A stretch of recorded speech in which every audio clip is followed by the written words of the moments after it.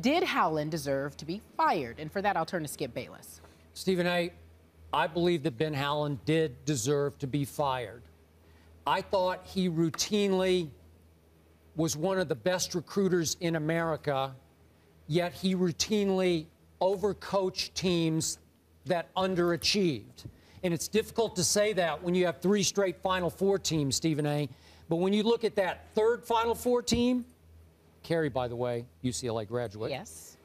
That team featured Kevin Love, Westbrook, Collison, and Mbah Moute. We're talking about 4 NBA starters, if not stars. And Josh Shipp was also on that team.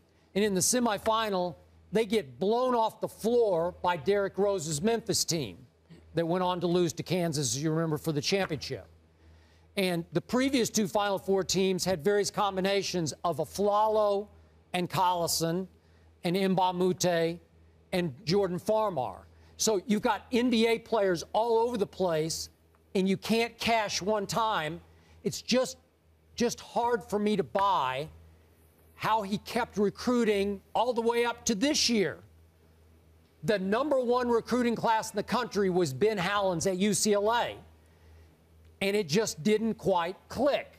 Now, to give him a break, Jordan Adams did get, he turned his ankle, hurt his foot badly on the last play of the semifinal game in the Pac-12 tournament. So I got to give him a break there. But you still have Shabazz Muhammad, and it still should be enough to advance, to be better than to lose by 20 in the first round of the NCAA tournament in a game I gave them a shot at winning. So in the end, I think 10 years was enough of Ben Howland, who could really recruit but overcoach. You know, Skip, I've always had a lot of respect for Coach Ben Howland. I had the pleasure of meeting him one time. We were at a hotel, an Intercontinental Hotel on Avenue of the Stars in Los Angeles a few years ago when he was en route to one of 3 consecutive Final Four appearances. I know the man knows the game of basketball. I remember the job he did at Pitt before going out to UCLA. There is no doubt that the man knows how to coach the game of basketball. And you got a 233 and 107 record overall while you've been at UCLA, and you finished 25-10 this year, and you win the Pac-12 regular season title. You deserve the respect that people like myself will not hesitate to give him. Having said that, prefacing my comments with that, I'd like to state for the record that I completely and totally agree with what you said. He deserved to be fired. That does not mean that he does not deserve to be a coach on a Division I level. I agree. That he doesn't deserve to head another program. What I mean, and all I mean by him deserving to be fired, is that his days in UCLA needed to be up. We all know that the great John Wooden set a standard. It's a standard that's not going to be met. It's not going to be matched in terms of record, in terms of wins, in terms of championships accomplished. But there is something to point out here.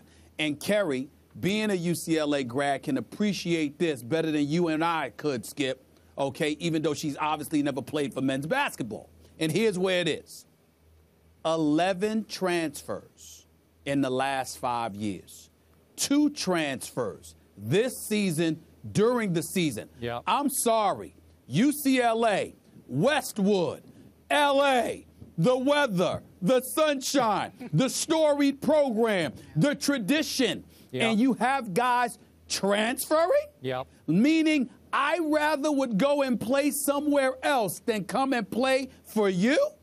That is a huge, huge mark against Ben Howland because it doesn't typify what UCLA represents. Yeah. People usually clamor for that. Well, they don't run away from it. Stephen A., so we're that's hearing a problem. That he is it was more so a personnel issue in terms of getting along with Howland. Have you heard that?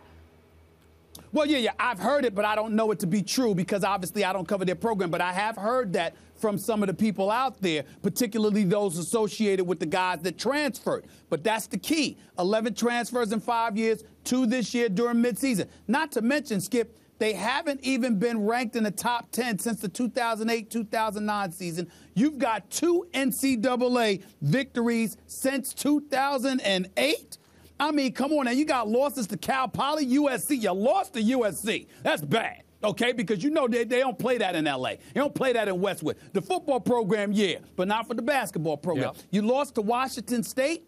All of those things says it's time for a new voice in Westwood. And that's why I support the university in making this decision. Okay. It wasn't a knock against him as a coach, but you needed to move on. But I reiterate, coming out of the transfer scandal that you're talking about and the cloud over the program, he had the #1 recruiting class just this last year, Stephen A., above Coach Cal's Kentucky class. It was ranked #1. Right.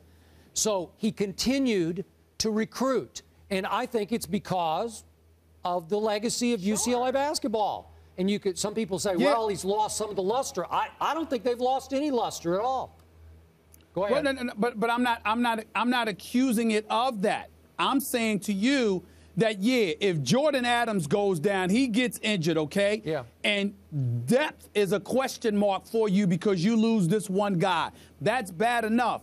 But when you have people coming to your program, then once they get to know you and play for you, they want to transfer. That is a problem because you don't ever want that attached to your university. You could tolerate losses. You got a 25-10 season. You get bounced out, get blown out by Minnesota by 20. You're a storied program. You can tolerate that.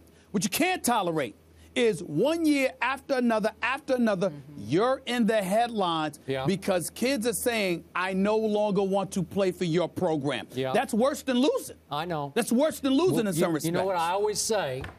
College basketball belongs to the coaches. The NBA belongs more to the players.